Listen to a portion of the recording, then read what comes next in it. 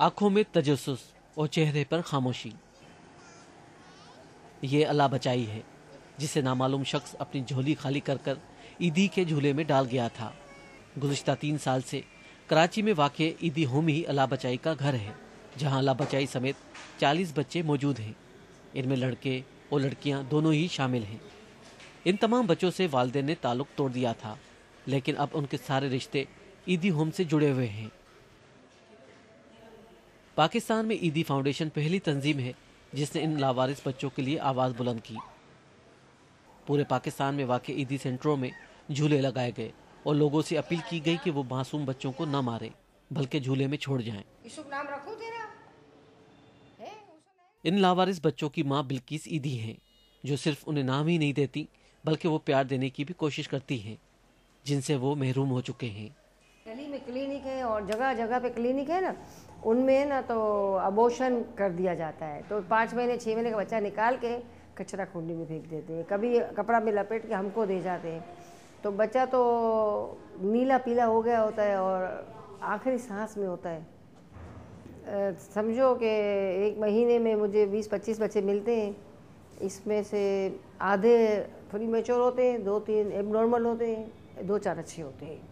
जो अच्छे होते हैं ना वो हम किसी को देते हैं, वो भी पूरा ट्रीट वो करा के एग्जामिनेशन फिर देते हैं, तो नहीं देते। कराची के पसमानदा इलाकों से ये नौज़ायदा बच्चे पहले भी मिलते रहे हैं, मगर अब उनकी तादाद में इजाफा देखा गया है। पाकिस्तान के इस्लामी माशरे में शादी के बगैर ताल्लुकात काबिल मज़म्मत और नाकाबिल माफ़ी तस्वुर किया जाता है, मगर दुनिया में टेक्नोलॉजी के इनकलाब और ज़ाती हकूक़ की तहरीकों ने इस माशरे में कुछ दरारें भी डाली हैं। कराची यूनिवर्सिटी के शोबा सोशोलॉजी की चेयरपर्सन डॉक्टर राना सबा का कहना है कि आबादी में इजाफे के साथ इन वाक़यात में भी इजाफा देखा गया है।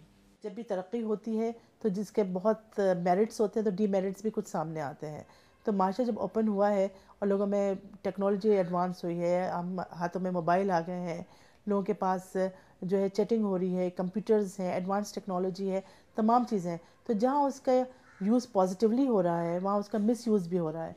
इसकी वजह से लोगों के ताल्लुकात भी बन रहे हैं और लोगों में मुलाकातें हो रही है, डेटिंग में इजाफा हो रहा है और फिर इस तरह की जो बुराइयां हैं वो जन्म ले रही हैं इंड्यूस्ड अबॉर्शन की सूरत में। पाकिस्तान में इसकात हमल एक जुर्म है, सिवाय इसके कि अगर माँ की ज़िंदगी खतरे में हो तो कानूनी और मजहबी तौर पर इसकी इजाज़त है। पाकिस्तान मेडिकल एसोसिएशन के रहनुमा और गायनोकोलॉजिस्ट डॉक्टर शेरशाह सैयद का कहना है कि इसकात हमल कराने वाली 80% ख़वातीन शादीशुदा होती हैं। हमारे सरकारी अस्पतालों में मुनासिब इंतज़ामात नहीं है कि पोस्ट एबॉर्शन केयर, इसकात हमल के बाद इन औरतों का कैसे ख्याल किया जाए। तो वो जाती है किसी दाई के पास, तो जब ये बच्चे पैदा हो जाते हैं तो उनको, जैसे कि आपको पता है कि हॉस्पिटल वेस्टेज को फेंकने का कोई प्रॉपर इंतज़ाम तो है नहीं, तो वहाँ फेंक दिया जाता है। दूसरे नौज़ायदा बच्चे पैदा होते हैं जिन्हें वो रखना नहीं चाहती।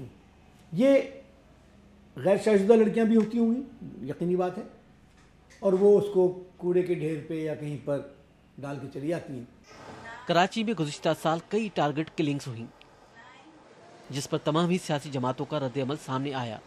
हुकूमत और सुप्रीम कोर्ट भी मुतहरक हुए, मगर इन मासूम जज्बात की टारगेट किलिंग्स पर समाज और कानून खामोश हैं। रियाज सोहेल, BBC, कराची।